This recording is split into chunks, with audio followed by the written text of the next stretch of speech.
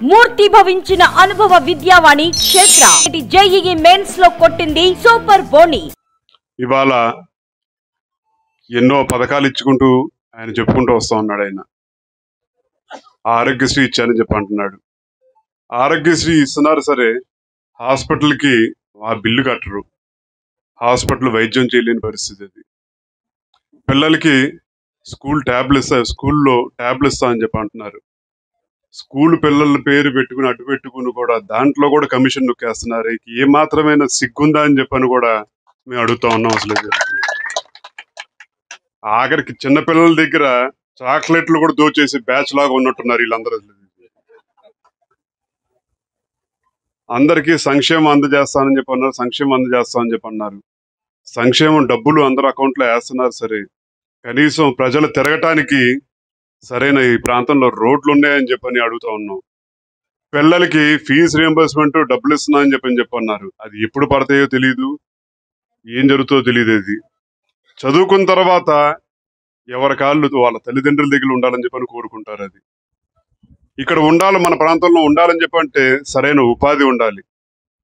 ఉపాధి ఉండాలని చెప్పంటే ఒక ఇండస్ట్రీ రావాలి, రకరకాల వ్యవస్థలు రావాలి. అది కానీ ఇవాళ ఉన్న పరిస్థితి చూస్తుంటే ఎప్పుడు పక్క రాష్ట్రం చదువు అయిపోయిన తర్వాత లేదంటే చదువులకే పక్క రాష్ట్రంకి వెళ్ళిపోదాం అని చెప్పనే దుస్థితి మనకు ఏర్పడింది. ఇది ఒక పరిశ్రమలు తీసుకొచ్చే ఒక సత్తా ఉన్న నాయకుడు మీ పార్లమెంట్ అభ్యర్థి కింద దొరికారు. అలాంటి నాయకుడు మనందరం గెలిపించుకునే బాధ్యత తీసుకుందాం. సీఎం రమేష్ గారిని గెలిపించుకుందాం. అలాగే ఈ ప్రాంతంలో గత 5 సంవత్సరాలుగా నుంచుని పోరాడుతున్న మన సుందర విజయ్కి మనందరం కలిసికట్టుగా ఈ 2 వారాల పాటు ఒక ద్వితీయ స్థాయి నాయకుడి నుంచి ఇవాళ పోటీ చేస్తున్నాడని చెప్పంటే మనందరం మద్దతు తెలియజేయాల్సిన అవసరం ఉంది.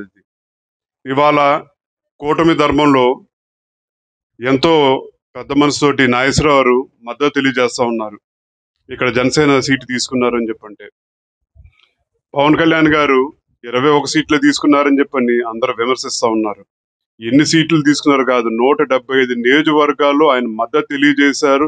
175 నియోజకవర్గాల్లో జన సైనికులు ఉన్నారని ఒక నమ్మకం, ఆయన ఇచ్చిన మాటకి కట్టుబడి ఉంటారని చెప్పని ఒక నమ్మకంతో ఆయన అనే సీట్లు తీసుకోవడం జరిగింది. అలాగే ప్రతి చాట జనసేన పోటీ చేసే ప్రతి చాట చంద్రబాబు నాయుడు గారికి ఆయన పిలిపించారు. తప్పకుండా తెలుగుదేశం పార్టీ వాళ్ళు జన సైనికులకి తోడుగా అండగా నుంచోవాలి, కార్యకర్తలు అందరూ అండగా నుంచోవాలని చెప్పని కూడా తెలియజేయడం జరిగింది. అనకాపల్లి జిల్లాకి స్వర్గీయ రంగా గారి అబ్బాయి రాధా గారు ఎలమంచిలి నియోజకవర్గం అచ్యుతాపురం రావడం జరిగింది. మరి ఇక్కడికి ఎలమంచిల్లో మరి మా ఇంటికి బ్రేక్ఫాస్ట్కి వచ్చి అలాగే మా 3 పార్టీలు నాయకుల్ని మరి అందరినీ కూడా దిశ మరి రేపు ఎన్నికల్లో ఎలాగ గెలాలి ఏంటి అనే దాని మీద సూచనలు సలహాలు ఇవ్వటం జరిగింది. మేము చాలా సంతోషంగా ఉన్నాం.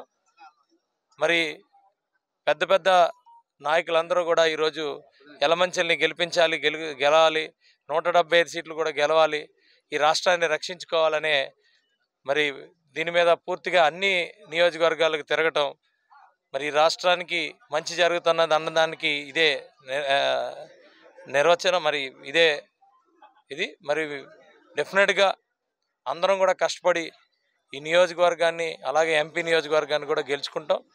ఇక్కడున్న ఎంపీ నియోజకవర్గం మరి మేమందరం చెప్పడం జరిగింది.